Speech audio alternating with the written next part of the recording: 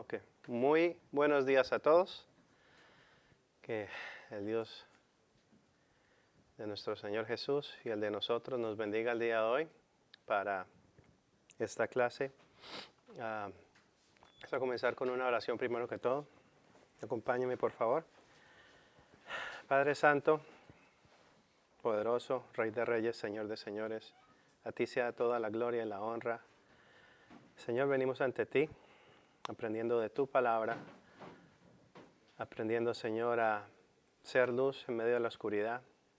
Te pido, Señor, que abras nuestro corazón, nuestro entendimiento para entender, comprender lo que debemos de aprender el día de hoy. En el nombre de Jesús, amén. Vamos primero que todo a abrir nuestras Biblias en Éxodos capítulo 20, versículo 16, los 10 mandamientos.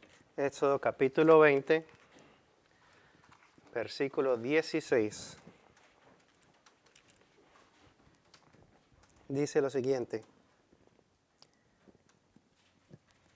no hablarás contra tu prójimo falso testimonio. Muchas de las personas tienen este mandamiento como el mandamiento de no mentirás. Pero también exactamente dice aquí de no ser falso testimonio.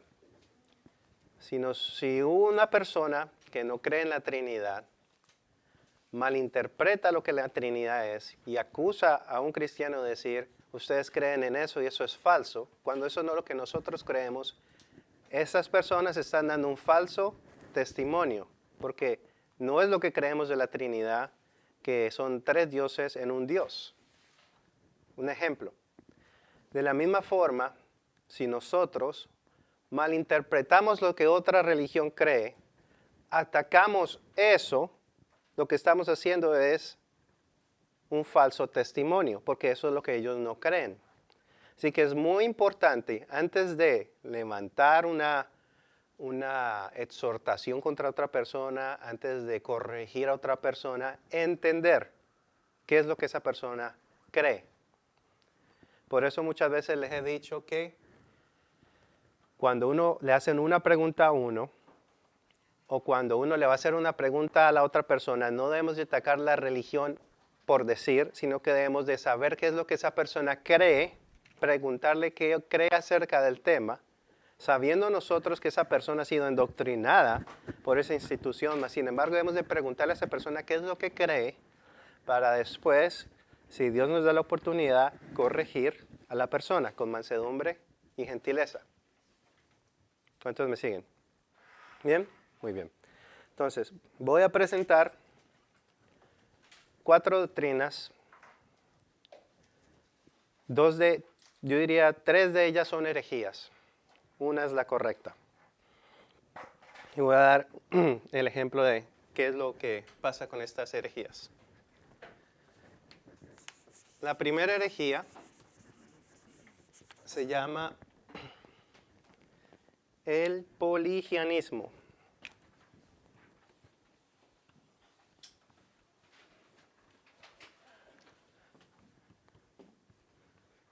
Esta herejía enseña que el ser humano no ha sido tocado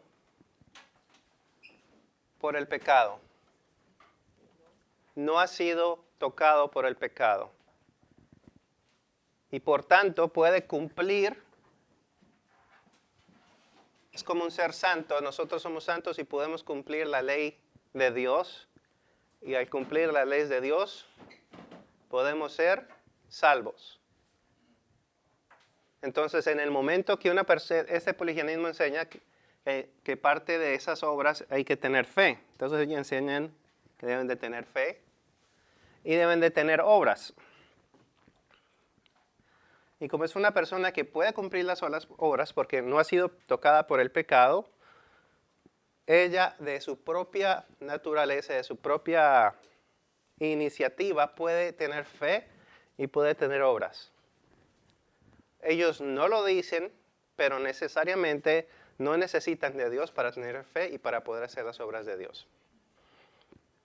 Nosotros sabemos que Efesios 2 1 y 3 dice que estamos muertos en nuestros pecados y delitos, por naturaleza éramos hijos de ira. Romanos 3 a 10 dice que no podemos hacer nada, no hay uno que busque de Dios. Entonces, esto prácticamente va en lo que se llama el pecado engendrado, que fue engendrado por Adán. Entonces, eso es una herejía.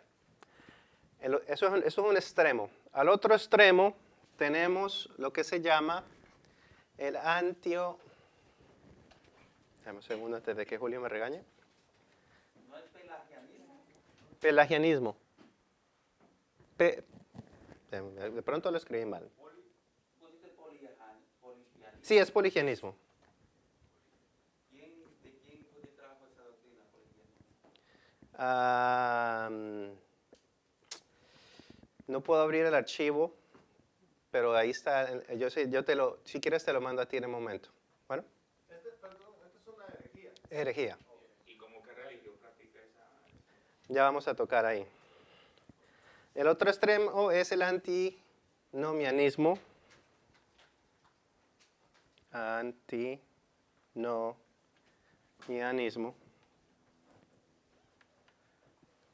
Lo que ellos enseñan es que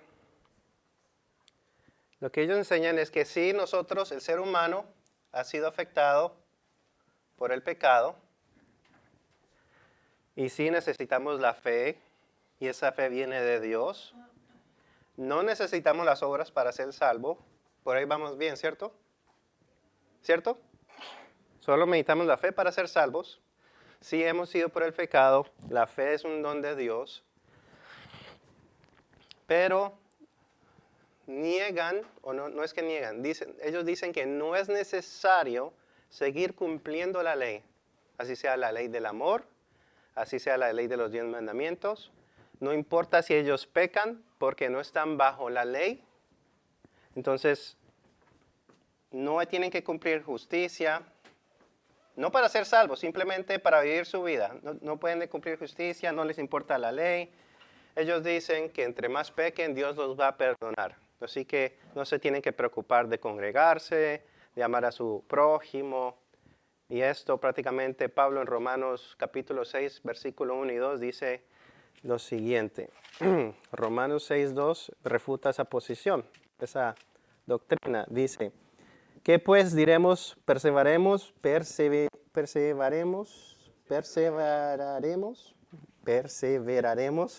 en el pecado para que la gracia abunde? En ninguna manera, porque los que hemos muerto al pecado, ¿cómo viviremos aún en él? Entonces, esos versículos prácticamente refutan lo que es esa posición. Ahora, ¿qué hacen los católicos? Ustedes los cristianos, ellos nos llaman protestantes. Ustedes los protestantes creen que uno se salva por la fe y ya no tienen que hacer nada más. O sea, ustedes pueden hacer lo que ustedes quieran y ya están salvos. ¿Es exactamente qué? Esto. Entonces, ¿qué están haciendo los católicos de esta forma? Están teniendo falso testimonio. Están pecando porque esa no es la posición de nosotros. La posición de nosotros no es, sí, somos salvos por medio de la fe, sí hemos sido tocados por el pecado, sí esa fe viene de Dios, pero la posición de nosotros no es, ya no vamos a cumplir la ley de Dios por eso. Pero ellos dicen, ustedes pueden hacer lo que ustedes quieran, nada más dicen, yo creo en Dios y listo. Esa no es nuestra posición. Pero nosotros cometemos el mismo error de creer que ellos creen que no hay pecado en ellos, algunos. Otros piensan que son salvos por la fe y las obras y que esas fe y las obras ellos mismos las pueden hacer sin la ayuda de Dios. Entonces muchas personas piensan, ustedes son solamente salvos por la fe y las obras, y esa no es la posición católica. Entonces, vamos a colocarlo acá.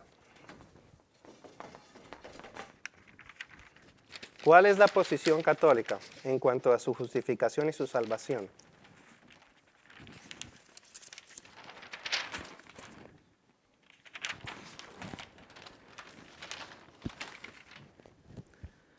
posición de ellos es simple. Primero que todo, el primer paso es el bautismo. Con el bautismo se limpian de pecado. Mas, sin embargo, no han sido justificados. Luego viene la justificación inicial. Para nosotros los cristianos somos justificados en el momento que tenemos fe, Romanos 5:1. Y punto. La justificación no la perdemos. Y ya, como dice Romanos 8, aquellos que Él predestinó, aquellos que ellos son llamados, Él predestinó, aquellos que Él predestinó, los justificó, y aquellos que Él justificó, los glorificó. No hay una justificación aquí y luego otra justificación allá, para nada. Para ellos hay una justificación inicial, que la primera justificación ocurre solamente por la fe. Y esta fe es un don de Dios. Entonces, si tú le dices a un católico, ustedes no creen que somos justificados solamente por la fe. Si usted le dice a un católico, ustedes creen que son justificados por las obras. Incorrecto. Esto sería esto. Ellos son justificados inicialmente por la fe. Entonces, una vez tienen fe, son justificados. ¿Qué es lo que pasa entonces?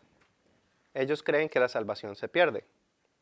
Entonces, en el momento que la salvación se pierde, dependiendo de qué tipo de pecado haya cometido.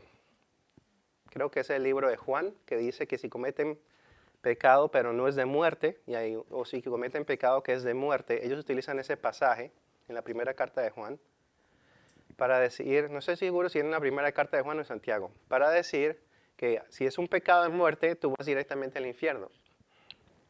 Lo cual son pecados mortales, lo cual es el adulterio, el asesinar, el robar a gran manera. Esos pecados son pecados mortales, el no amar a Dios. Pero si cometen un pecado pequeño, ellos le llaman un pecado venial. Eso no quiere decir que la persona va al infierno, pero esos pecados deben de ser limpiados y ellos por eso utilizan la doctrina de el purgatorio, donde de ahí limpian sus pecados, por eso le hacen misa a los muertos para sacarlos del purgatorio lo más rápido posible y que puedan ir al cielo. Eso es lo que ellos enseñan. Ahora, si la persona pierde la justificación, cuando el niño crece, luego tiene fe, por eso ellos hacen la primera comunión.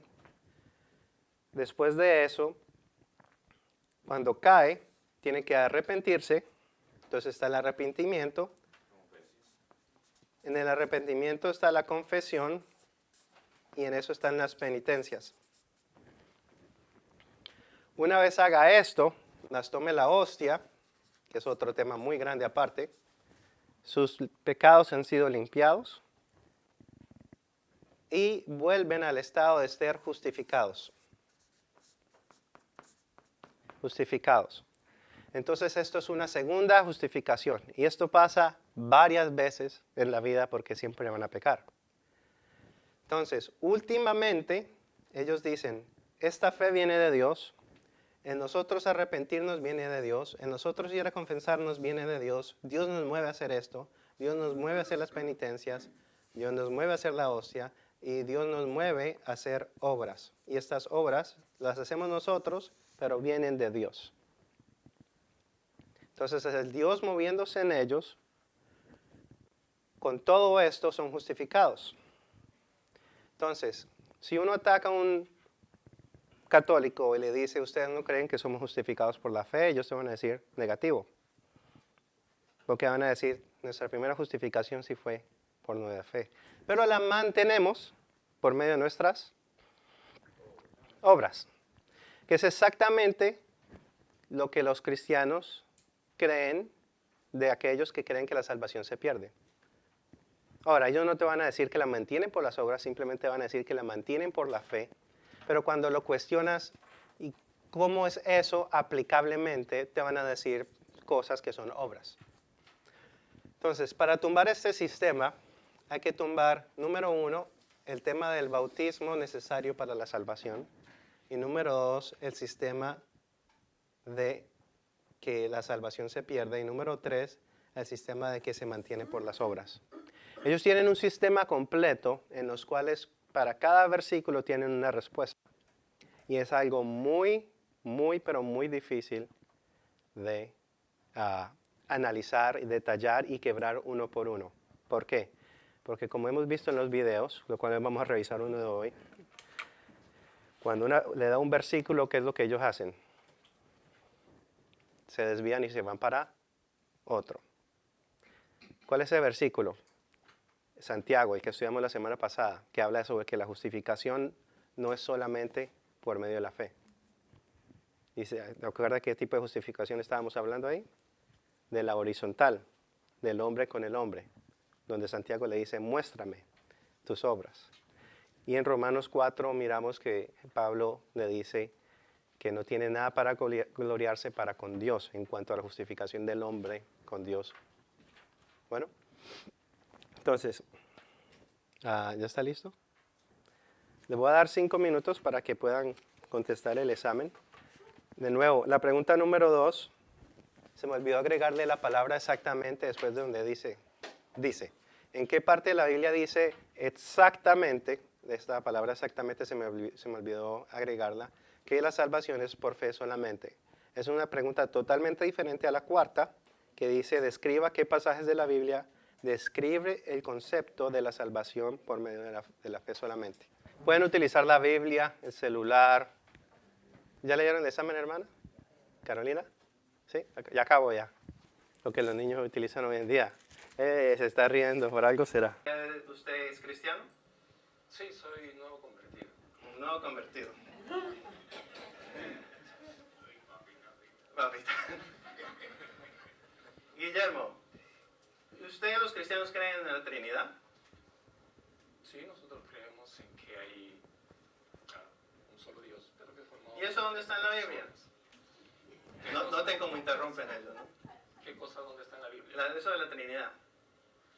La Trinidad. Sí, claro. Ok, no la vas a encontrar la Trinidad. Entonces, ¿por qué la crees? Porque la Biblia lo demuestra. ¿Y dónde lo demuestra? En la Escritura, es decir, en la Escritura. ¿En qué versículo está eso? Vamos a ver acerca de la Trinidad, ¿sí? Viene preparado. Ok. Vamos a ver. La Escritura es... ¿cómo se dice esto? Se me fue. No, es la revelación de Dios, pero es progresiva.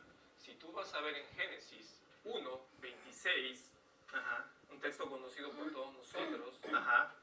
Génesis 1:26. Y ahí se encuentra la Trinidad. No se encuentra la Trinidad. Entonces, Pero ¿por qué me está apunta a dando la eso? Trinidad? Porque si Dios es eterno, va a demostrar la Trinidad desde el comienzo hasta el final. Así que lo que yo te voy a decir es lo que apunta Anthony. a la Trinidad. ¿Sí? No, pero... El primer error que cometió Guillermo es contestar una pregunta.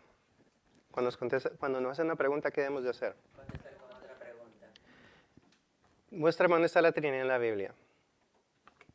¿Tú qué entiendes con la Trinidad? Porque una persona, ¿cómo te va a cuestionar o atacar algo que esa persona ni siquiera entiende? ¿Ya? Entonces, si un católico, un testigo de Jehová, cualquier persona te ataca en cualquier cosa, primero debemos de cuestionar qué es lo que esa persona cree de lo que creemos. Y después, si lo dice correctamente, entonces sí continuamos con la conversación. Entonces, Perdón, hermano, pero si lo dice correctamente, si esa persona no sabe qué es la Trinidad, ¿cómo va a decir que le está contestando o preguntando correctamente? no le capté. ¿Me repite, por favor? Ya me hice bolas. No, usted dice que si el testigo le pregunta, ¿no? Ajá. ¿Dónde habla de la Trinidad? Ajá. Entonces, si yo le digo a él, y tú sabes que es la Trinidad, y él, usted dice que esa persona va a darse cuenta que si sabe o no sabe, pero si él no sabe tampoco qué es la Trinidad. Exactamente. Entonces, lo que debemos de hacer después de eso es en darles a entender, ahí el hermano Guillermo estaba dando un paso, Pero la palabra clave sobre la Trinidad es la palabra sistemática, sistemáticamente. Nosotros llegamos a entender la Trinidad sistemáticamente. ¿Tú conoces ese sistema? No va a decir no. Ok. Entonces, ¿cómo sabes qué es la Trinidad? Bueno, eso es lo que he escuchado. No, y si le dicen no, por eso yo te estoy preguntando. ¿Verdad? Pero es muy, muy diferente. Yo hasta al son del día, yo no he encontrado ningún testigo de Jehová que sinceramente quiera entender qué es la Trinidad. No, ellos quieren derribar a la otra persona en cuanto a lo que es la Trinidad. ¿Puede que lo encuentre? Sí, me encontré un musulmán que sinceramente quería saber qué es la Trinidad y se le explicó y todo eso. Pero normalmente no he encontrado un testigo de Jehová que diga, mira, yo sí quiero saber qué es la Trinidad. Bueno, entonces el primer problema fue en no hacerle la pregunta, saber qué es lo que él cree sobre la pregunta y entender el término. ¿Qué quiere decir la Trinidad? ¿Qué es la Trinidad? Si yo le digo a Kaya qué es la Trinidad y le pregunto a Rosa qué es la Trinidad, a Augusto qué es la Trinidad, a William qué es la Trinidad, ninguno de ustedes me va a dar la misma explicación. Tal vez el mismo concepto, pero con diferentes palabras. Y puede que uno se esté equivocando, puede que el otro sí. Entonces, cada persona tiene su propio punto de vista de lo que es la Trinidad. Ahora, puede ser incorrecta o incorrecta. Mas, sin embargo, Guillermo tomó hay dos tipos de apologética, la evidencial y la presuposicional. La evidencial es pregúntame, yo te doy evidencia. La presuposicional es qué es lo que tú crees sobre la pregunta. O sea, le devuelvo la pregunta. Que eso es lo que hacía Jesús. Dime. Puede ser. Porque ahí los científicos se te van a meter con puras excusas de esta luz, esto, esta luz, lo otro. Están hablando de las características, bla, bla, bla, bla, bla. Quedémonos con la Biblia. Bueno, continuemos. ¿En qué versículo dice que la Trinidad existe? Es lo que estoy diciendo. Yo te estoy tratando de mostrar no que existe, sino cómo lo demuestra la Escritura, que apunta a la Trinidad. ¿Sí? ¿Ustedes no creen en la Trinidad? No, claro que no. Es una doctrina que se ha inventada. La iglesia la ha inventado. ¿Creen que Dios es uno solo? Claro. Okay. También la Escritura dice que Dios es uno solo. Pero yo te voy a decir los versículos que apuntan a esto que yo te estoy diciendo. La palabra Trinidad no la vas a encontrar en la Escritura. ¿Sí? Muy Pero bien. eso no quiere, el concepto de la Trinidad sí lo vas a encontrar. Muy bien. Vamos a ver, Génesis 1.26. El concepto, ok. Génesis 1.26. Sí. También Génesis 3.22. Génesis 11.7. No, pero paso a paso, hermano. Yo no puedo No, ver todo. para que lo tengan listo. Sí, Génesis 1.26. Génesis 26, ok. El otro es Génesis 3.22, Génesis 11.7, Isaías 6.8. Ahora, acá hay un punto, antes déjame interrumpirlo. Sí, claro. Tal vez muchos de nosotros en ese momento no vamos a saber acerca de la deidad de Cristo, ¿sí? Porque lo podemos tener en mente, pero tal vez no lo vayamos a poder expresar. Ahora, cuando ustedes debatan con alguien así, tienen que saber que no es creyente y lo tienen que llevar al Evangelio. ¿Sí? Ok. Génesis 1.26, ¿qué dice? Entonces dice, hagamos al hombre a nuestra imagen. hagamos al hombre. Ya, pues Si Dios... tú te das cuenta, Ajá. allí hay una conversación Ajá. en plural. Sí. Dice, hagamos. Sí. Y Dios está conversando con alguien. Génesis 3. No, espera. Déjame contestar ese versículo, ¿no? Él está hablando con... Era el segundo error. Cuando se le demuestra un versículo, tienes que darle la oportunidad a la otra persona o preguntarle a la otra persona, ¿tú qué crees de esto? ¿Tú crees que una sola persona está hablando? ¿Tú crees que dos personas están hablando? ¿Cuál es tu posición sobre este versículo? ¿O me podrías explicar a mí? ¿Qué entiendes? ¿O qué entiendes? Lo que este versículo te dice, lo que la palabra te está diciendo. Entonces la otra persona tiene que contestar y uno tiene que evaluar lo que le dice, saber por qué le está diciendo eso y cuestionar lo que la persona está diciendo eso. Eso se llama una conversación. Si uno va de versículo en versículo, eso es solo esto, dice este versículo, esto dice este versículo, prácticamente le estás predicando. No estás teniendo una conversación con él. ¿Ya? Si un testigo de Jehová, en vez de pedirte explicación de lo que yo creo, o de lo que tú crees, y en vez de ellos se agarran a predicarte, ¿tú vas a estar abierto a lo que ellos dicen? No.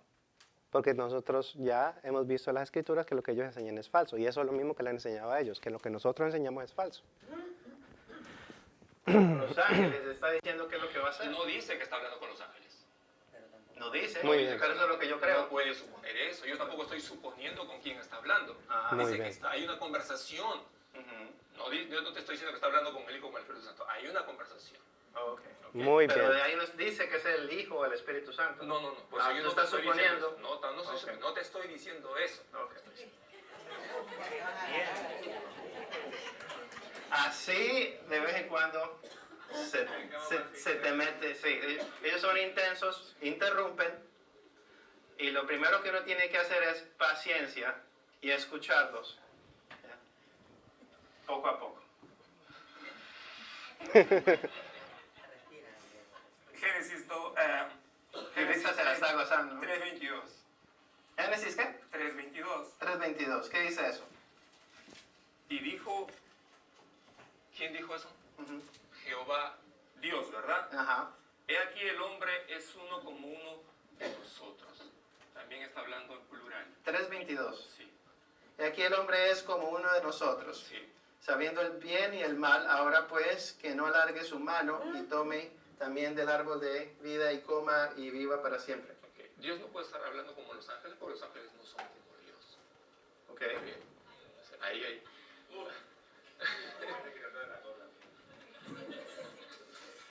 Génesis 11:7. Génesis. El mismo error. Salta otro versículo, no le pregunta tú qué crees sobre ese versículo. Lo que ellos te van a decir es que el hombre es igual a Dios en cuanto a que él sabe tanto el bien y el mal. Ahí no está hablando de que él es igual a un ángel o no. Este versículo lo refutan ellos fácilmente con eso. O sea, eso no esto puede que demuestre, dependiendo de la presuposición que tenga, si es o no es. Génesis 11:7. Sí. Ahora pues, descendamos y confundamos allí su lengua para que ninguno entienda el habla de su compañero. Y también vemos allí una conversación en plural. Pero no dice con quién está hablando. Todavía no te estoy diciendo con quién está hablando. Vamos a Isaías 6:8. A mí me parece que me está metiendo un cuento ese señor.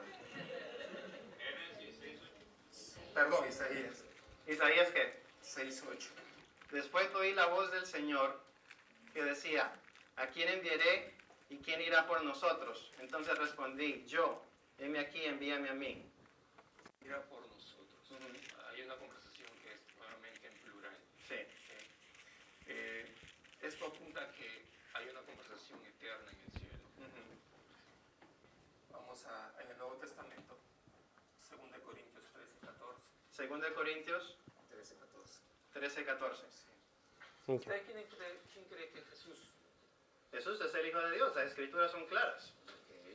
Dice, la gracia del Señor Jesucristo, el amor de Dios y la comunión del Espíritu Santo sean con todos vosotros. Amén. Y ahí, Lo pone a los tres en el mismo nivel. ¿cómo los colocan en el mismo nivel? Simplemente está ahí diferenciando entre, mira, que ustedes dicen que Jesús es Dios, y aquí dice que la gracia del Señor Jesús, el amor de Dios, ya son dos personas, dos seres diferentes. ¿Ustedes cómo me dicen que son lo mismo? Mateo 28:19. ¿Respondió la pregunta? 28:19. Ya ve, me está pasando, pero no me está respondiendo la pregunta, Señor. Paciencia, paciencia.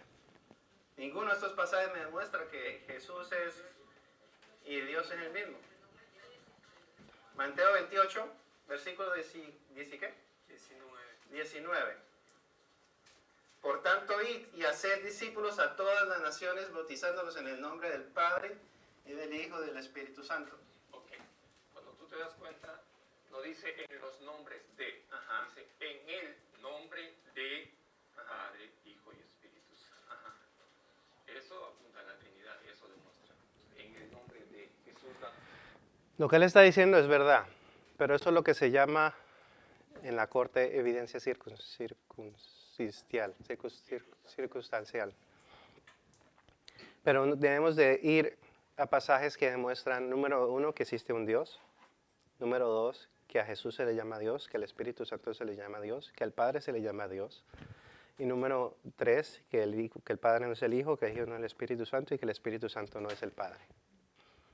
Ya con esos uno tiene una base y ya de en adelante viene lo que se llama la otra evidencia circunstancial, que es lo más importante. Ya que nos queda poco tiempo, voy a analizar la próxima conversación.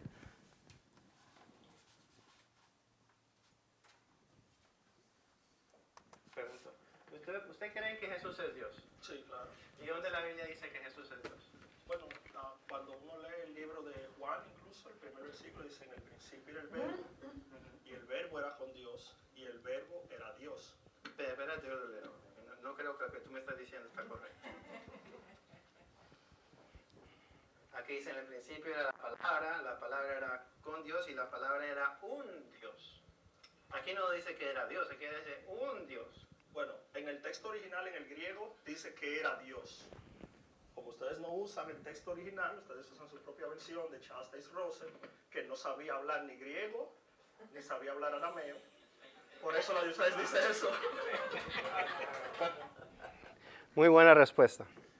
Espérate, para continuar. Pero en el texto original, en todos los manuscritos antiguos, dice exactamente que el verbo era Dios y el verbo era con Dios. Y aunque yo mismo no sé hablar griego, yo he visto de personas que sí saben hablar griego. Y todos, ningún scholar del mundo dice eso que tiene la de ustedes. Dice que era con Dios y el verbo era Dios. Esa es la traducción correcta. Eso es un tema debatible. Yo conozco eruditos que dicen que posiblemente, como no tiene un artículo, puede ser que sea un Dios. Ningún erudito piensa eso, pero bueno. Pero yo conozco como 4 que dicen. Si uno va a la página de los testigos de Jehová, jw.org/es, y uno coloca Jesús es Dios en la parte de la búsqueda, te van a dar un artículo de por qué razón en Juan 1.1 la cláusula que dice un Dios en realidad es un Dios y colocan a 4 diferentes teólogos del griego que dicen que eso puede que sea un Dios. Mas sin embargo, esas personas que dice que es un Dios, todas esas personas creen que Jesús es Dios. Entonces, ¿qué es lo que podemos hacer? Se puede debatir eso o se puede saltar ese versículo y ir al siguiente versículo. ¿Ya? Lo que él dice, él tiene toda la razón. La mayoría dice que en cuanto a su naturaleza es Dios, lo que está tratando de escribir el pasaje.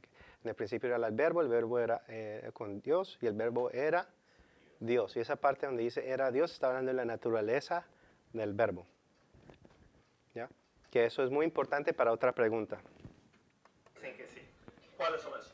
Mira, no los tengo aquí en el momento, pero ese versículo a mí no me va a convencer.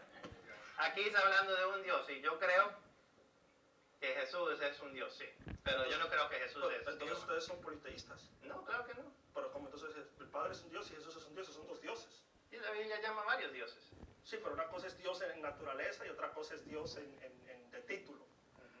La palabra que se usa en el griego, en el hebreo, para griego es Elohim. Y aunque hay muchos Elohines, no todos los Elohines son Dios. Cuando dice Elohim, a los jueces le llamaban Elohim. A Satanás se le dice que es el Dios de este mundo. Pero no es Dios en naturaleza, es Dios en título solamente. Porque gobierna, porque es un gobernante, gobierna este mundo. Sí, eso es lo que yo no es creo. Dios en naturaleza. Eso es lo que yo creo, que Jesús es un Dios en un título. Como título. Pero la Biblia no da a entender eso. Incluso en el libro de Apocalipsis, cuando él está dándole el mensaje a Juan, le dice, yo soy el que era, el que es y el que ha de venir. Esos son títulos que solamente Dios tiene. Cuando dice también ¿cómo es este verso? Que cuando los fariseos fueron donde Jesús y le comenzaron a hablar, si tú eres el Mesías, dínoslo de una vez. Él les dijo, ya se los he dicho y no me creen. Y ellos comenzaron a atacar a Jesús. Y le dijeron, tú eres más grande que nuestro padre Abraham. Y él le dijo, Abraham se gozaría de que veía mi día. Lo vio y se gozó.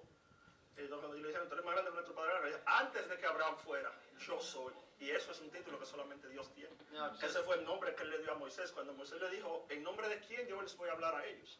Él le dijo, cuando ellos te preguntan, dile, yo soy te he enviado. Y ese yo soy que usa Jesús es el mismo yo soy que Jehová le dijo a Moisés, como ustedes lo llaman. Y aquí es el problema con la traducción de ustedes. Ahí no dice yo soy. Ahí dice yo soy, No, yo soy. claro que Todo no. el texto Ahí, dice, ahí dice yo estaba. yo estaba. Sí, nada, yo soy, eso es yo estaba. ¿Dónde dice eso? ¿En la Biblia? Léemelo. Bueno, no tengo la Biblia de los testigos de Jehová.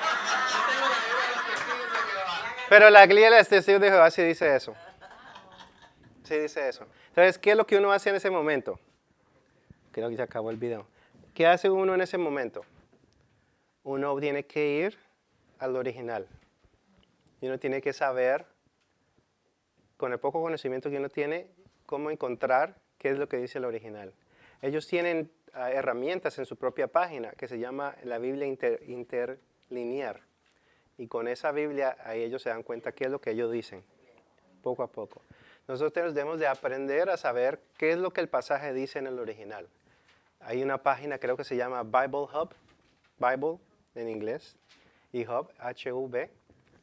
Tú puedes entrar ahí, biblehub.com, colocas el nombre del pasaje, lastimosamente solamente en inglés, y vas al título donde dice griego, y ahí te muestra exactamente lo que ese versículo dice en el griego.